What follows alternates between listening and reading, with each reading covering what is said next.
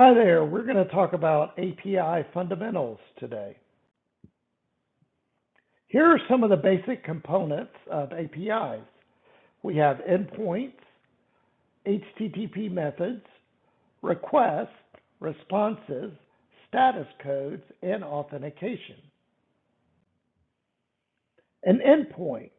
An endpoint is a specific URL where an API can be accessed. It represents a specific function of an API, and its structure gives a hint about its functionality. Typically, an endpoint responds to a specific resource or a set of resources. Endpoint structure. We have a base URL. So this is the definition of our URL for all API calls. In this example, we'll have https api.hotelplaza.com.v1. Resource path. Following the base URL, this identifies the specific resource you're trying to access. Examples. Guests. Refer to all guests registered in the hotel. Rooms. Refers to all rooms available or occupied in the hotel. Services. Refers to all the concierge services offered by the hotel. Parameter path. Definition. Further refines the data being accessed or manipulated based on specific parameters. For example, we'll have guest/guest ID refers to a specific guest identified by their unique guest ID. Rooms/room ID/availability refers to the availability status of a specific room. Guest/guest ID/reservations retrieves all reservations associated with a specific guest. HTTP methods. Here are the HTTP methods definitions and examples. Get, definition, used to retrieve data from the server. This method is read-only and doesn't modify any data on the server. Example, fetching a list of all available rooms, retrieving details about a specific guest, or listing all services offered. Post, definition, used to send data to the server to create a new resource. It's often used when submitting form data or uploading a file. Example, registering a new guest into the hotel system, booking a specific concierge service, or creating a new room reservation. Put, used to update an existing resource with new data. This method typically requires the client to send the entire updated entity, not just the changes. Example, updating a guest profile information after they've made reservation changes during check-in or changes to a different room type. Patch, definition, similar to put, it's used to apply partial modifications to a resource. The client only sends specific changes, not the updated entity. Example, modifying just the checkout date of a guest reservation or changing a guest's preferred meal for room service. And finally, delete. Definition, used to delete a resource on the server. Example, deleting a resource upon the guest request, removing a specific guest profile from the hotel system post-checkout, or canceling a booked service. Now let's talk about request. So we've got the GET request, and this GET request is used to fetch data from a server. It doesn't modify the data, but it retrieves it. In this example, we want to get specific information from a room. In the URL, you can see we've got rooms/101. And for this one, we do not need a body to put information in order to get the request. Next, we've got the post request. And the post request sends data to the server to create a new resource. In this example, we want to register a new guest. In the URL, you can see we've got the /guests, and then in the body, we're going to put the specific information such as first name, last name, email, and room number. Next, we've got the put request. So this put request is going to send data to update the existing resource entirely. So we want to update the information of the guest, and in the URL you can see we've got guest and its number is 1234. And then in the body, remember, we want to put all the information. So we will have the first name, last name, email, and the room number.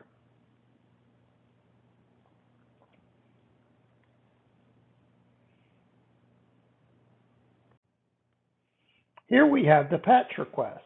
So we want to send information to partially update a resource. In the request, we want to just modify the email address of a guest. So you can see in the URL, we have guest and then the guest number 1234. And in the body, we want to put the email and have the new email information. And then finally, we have the delete request. Request the server to delete a specified resource. In this example, we want to delete the guest reservation. And we'll have in the URL guest/1234/reservation. And in the body, it's not necessary to put anything in for delete request.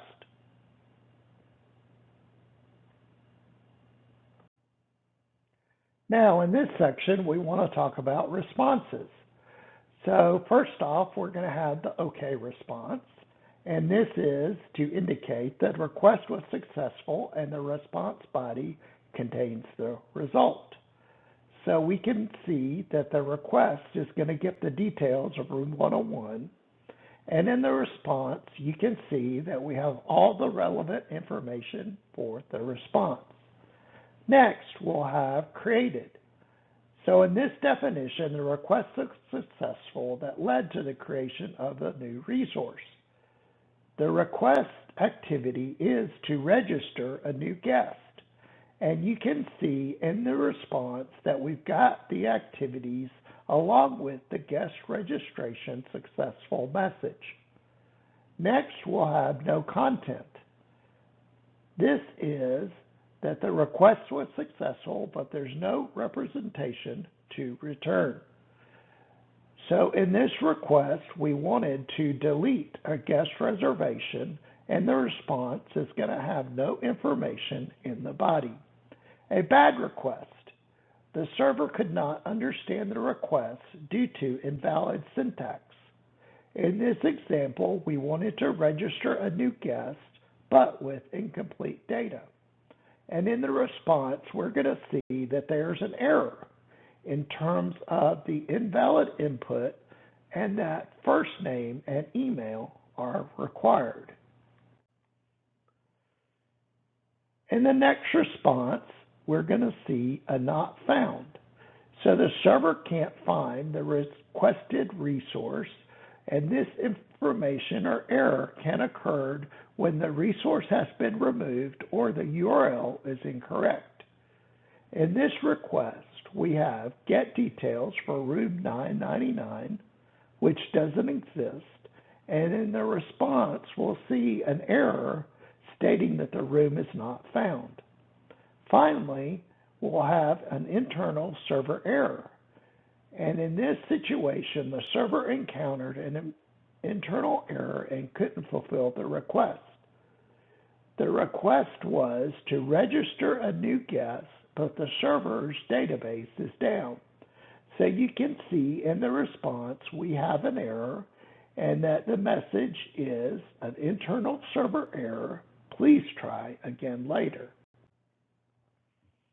Next, we'll talk about specific status codes and some of their numbers. So the 100 series is informational, and these status codes indicate that a request was received and is being processed. 100, continue. The server has received the request headers and the client should proceed to send the request body. 101. Switching protocols. The requester has asked the server to switch protocols. 200 series. Successful. These indicate that the action requested by the client was received, understood, and accepted. 200. OK. Successful HTTP request. 201. Created. The request was successful and the resource was created. 204. No content. The request was successful, but there's no representation to return. 300 series. Redirection. These indicate that further action needs to be taken to complete the request. 301. Move permanently. The URL request has been permanently moved to another location. 304. Not modified. This indicates that the resource hasn't been modified since the last request. 400 series. Client errors. These are status codes that are returned when the client seems to have made an error. 400. Bad request. The request could not be processed due to bad request size or invalid request message framing. 401. Unauthorized. The client must authenticate itself to get the requested response. 403. Forbidden. The client does not have the right to the content. 404. Not found. The server can't find the requested page. 429. Too many requests. The user has sent too many requests in a given amount of time. And then we have the 500 server error series. These status codes indicate that the server failed to fulfill a valid request. 500 internal server error.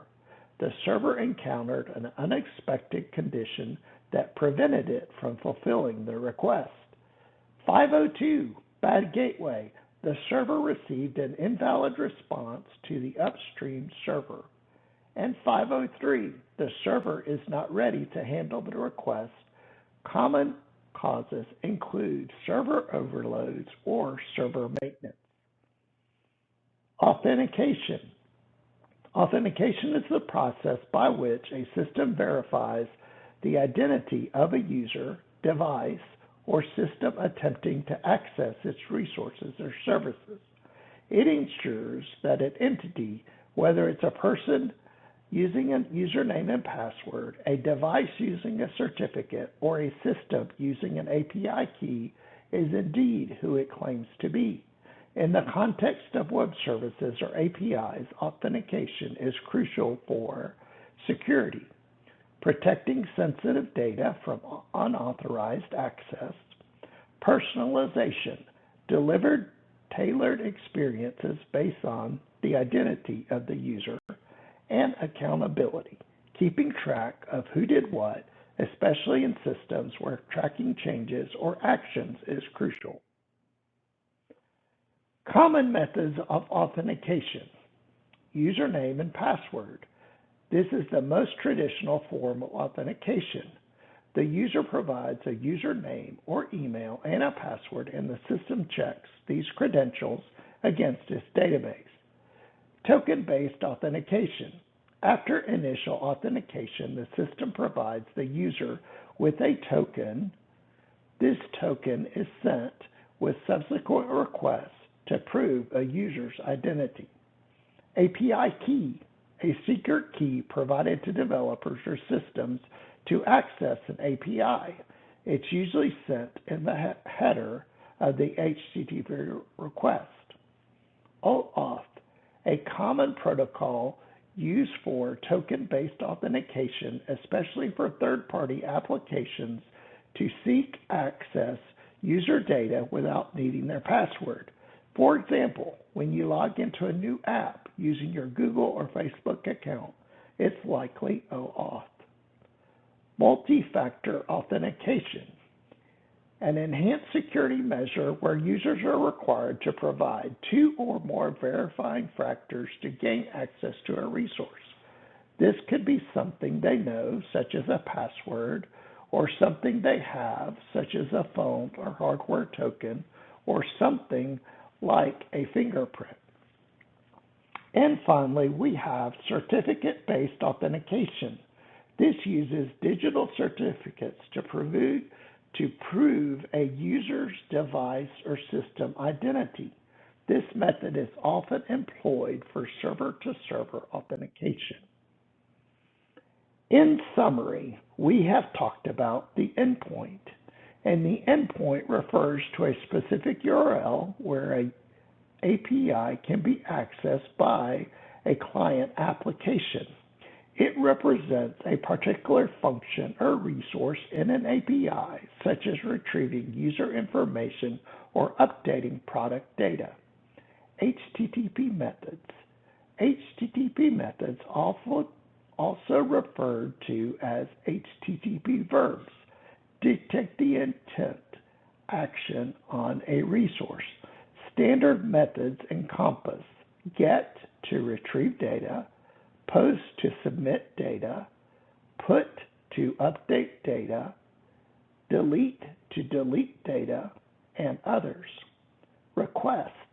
A request in the context of APIs means that though a client communicates with an API endpoint, it is comprised of a HTTP method, headers, and potentially a body which holds the data for server processing. Responses. A response is the server's ability to reply to the client post-processing a request. It generally consists of headers, a status code, and a body. Status codes. Status codes are 3-digit indicators returned by the server to signify the result of an HTTP request. They categorize outcomes with a 200 signaling success, 400 indicating client errors, and 500 signifying server errors, etc. And finally, we have authentication. Authentication is the procedure of confirming the identity of a user, device, or system verification process, ensuring an entity is genuine, often utilizing mechanisms such as password, tokens, or OAuth. Once authenticated, permissions dictate how an entity reacts with resources.